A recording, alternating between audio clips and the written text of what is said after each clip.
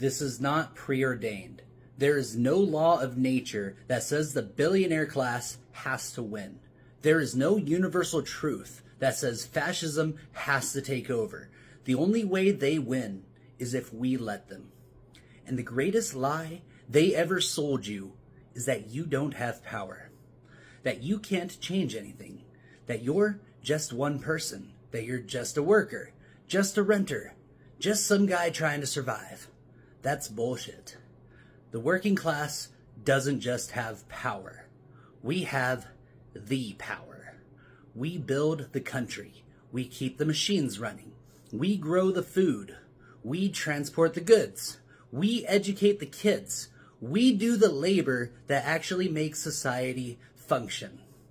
And if we don't organize, if we don't run for office, if we don't take back what is rightfully ours, the fascists and the oligarchs will continue to take everything from us. And that's what we're here to talk about. How we take power locally, right now. Step 1, mutual aid and local networks. Before we even talk about elections, we need to talk about organizing, because voting alone doesn't do shit. If we're serious about taking power, we need real infrastructure built from the ground up that works for the people no matter who's in office. That means mutual aid networks. That means tenant unions, worker cooperatives, community safety programs, food distribution, child care assistance, any system that allows working class people to rely on each other rather than the corporate controlled state.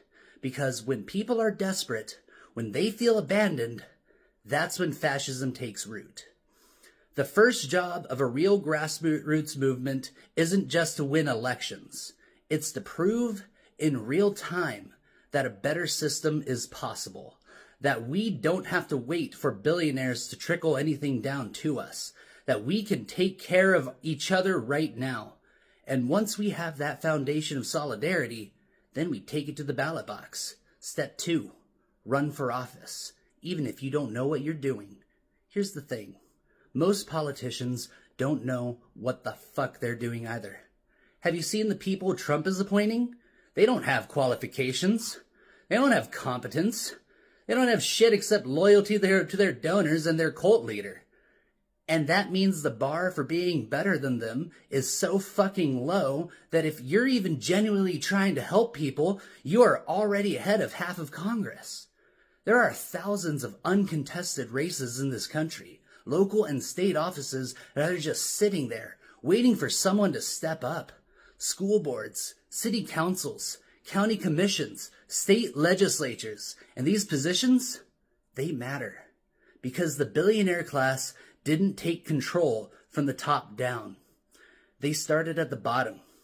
They stacked state legislatures, took over election commissions, filled local governments with their lackeys, and they built power for decades until they controlled the whole damn system. We have to do the same. So if there's no one running in your area who represents working class interests, then be that person. Run as a progressive Democrat if that's what works. Run as a democratic socialist if that's your base. Run as an independent if the two-party system is too corrupt. Hell, run as a Republican if that's the only way to get your foot in the door. The label doesn't matter. The platform does. Step 3. Do not count on the Democrats, but do not ignore them either. Let's be real. The Democratic Party is mostly controlled opposition. It's not a workers' party. It is not a party of the Enlightenment. It is a machine built to manage the decline of neoliberal capitalism while making sure the working class never actually challenges the oligarchy. But some Democrats, grassroots progressive ones, are allies. And while we should never rely on the Democratic Party as an institution, where interests align, we should work with them. If the party abandons neoliberalism, then it can be reassessed as a vehicle for working class power. But until then, we build our own movement. And if that movement cracks the Democratic Party apart in the process, good. Because the people come first. Not the party, not the brand, the people. There is no law of history that says the fascists have to win. There is no rule that says the billionaires are untouchable. There is no reason for them to win except that we let them. They want you to feel powerless. They want you to believe you can't fight back.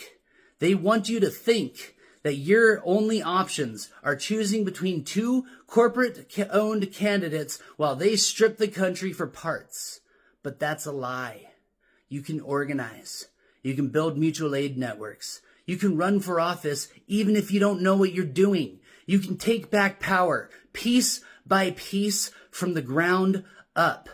And if enough of us do it, if enough of us refuse to let them win, then they lose. And the future, the real future, the one built for all of us instead of a handful of oligarchs, that begins right now.